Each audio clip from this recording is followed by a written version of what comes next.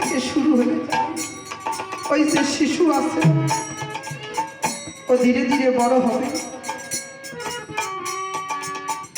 যৌবনকাল পর্যন্ত হরি ভজন, যৌবনের পরে বার্ধক্যে যারা হরি ভজে জমের তরাস।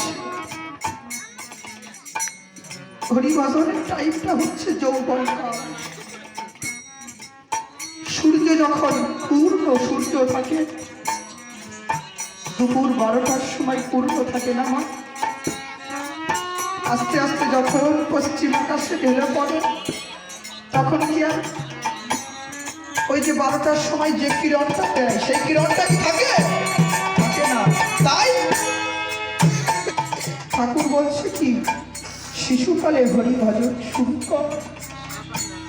যাদের বাচ্চারা, ছেলেরা মেয়েরা ছোট বয়সে 2 মিনিট 5 মিনিটের জন্য সন্ধ্যার সময় তার পিতা হোক মা হোক, তার পিতার তো অনেক কাজ থাকে, মা প্রথম শিক্ষা আমরা মায়ের কাছ থেকে পেয়েছি। যদি প্রত্যেক দিন সন্ধ্যার সময় মন্দিরে গিয়ে যার যার দেবতার সম্মুখে তার নাম গুণাগুণ করা যায়,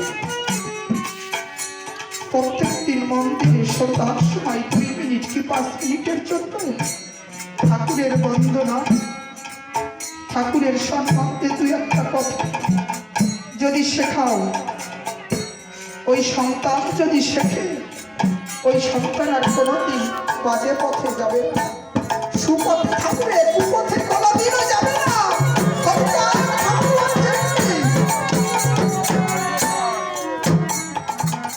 পিতামাতা গাছের গোড়া, হরি গাছের ফল। হরিচাঁদ ঠাকুর বলছে আমায় খেতে দিতে হবে। আমায় তো তোরা খেতে দিস না, আমাকে যে খেতে দিস ওটা কি করবি জানিস?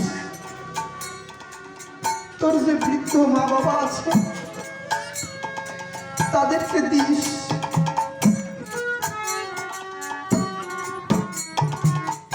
আমরা তো 2টো নকুল দেন নাকি বাতাসা দিই, যদি বলি ওই দিয়ে কি মা বাবার হয়, আমরা তো তাই দিই। এমনও অনেকবারই দেখেছি প্রত্যেক দিন 3 টাইমে ঠাকুর সেবা হয়, ফল, মিষ্টি, দধি, দুধ, ছানা ইত্যাদি ইত্যাদি দিয়ে তারা সেবা দেয়। ঠাকুর বলছে ওইগুলো আমায় দিস না, ওইগুলো যদি পারিস তো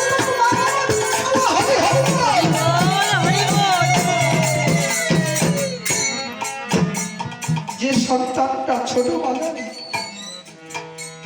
ওই যে বন্দনা শিখবে, ঠাকুরের সম্বন্ধে কথা শুনবে, ওই সন্তান কোনোদিন বাজে পথে যাবে না, আনকাজ করবে না, হরিপথে হরিমুখী থাকবে। হরিচাঁদ ঠাকুর বলছে ওরাকান্তি কোথায়?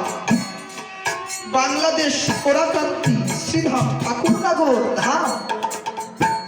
ঠাকুর বলছে কি, আগে এই বাড়িটাকে ওরাকান্তি বানা। কিভাবে বানাবি?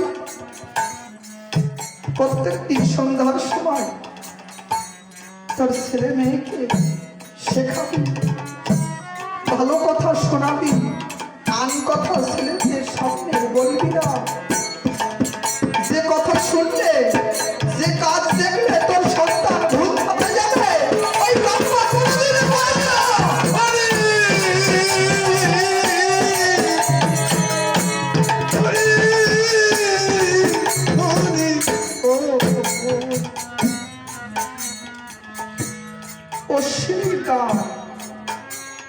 অশ্বিনীর গান হচ্ছে জ্ঞান।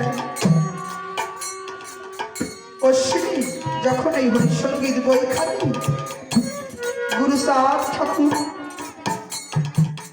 যখন ছাপানো হয়ে গেছে, অশ্বিনী গুরু সাহেব ঠাকুরের কাছে গিয়ে বলছে, ওবা আমি যেই বইটি রচনা করলাম, তুমি যে পড়ালে আমার দিয়ে, কেমন হয়েছে? বলছে অশ্বিনী আমি পড়েছি, কেমন হয়েছে জানিস? আমার কাছে পায়খানার মতো লাগলো। অশ্বিনীর মনটা একটু ছোট হয়ে গেল। বলছে আমি যে গ্রন্থ যে বই রচনা করলাম বাবা পায়খানার সঙ্গে তুলনা করল। অশ্বিনী এক জায়গায় চুপ করে দাঁড়িয়ে আছে। বলছে অশ্বিনী কষ্ট পেয়েছি তো? কষ্ট কষ্ট আমি কেন বললাম জানিস? তুই যে গানগুলো রচনা করেছিস না, পায়খানা যেমন পাই খাই না,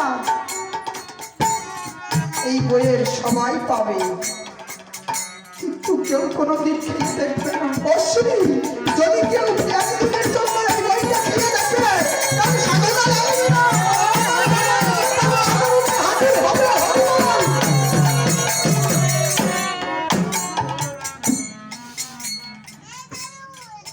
তাই আমার অশ্বিনীর গান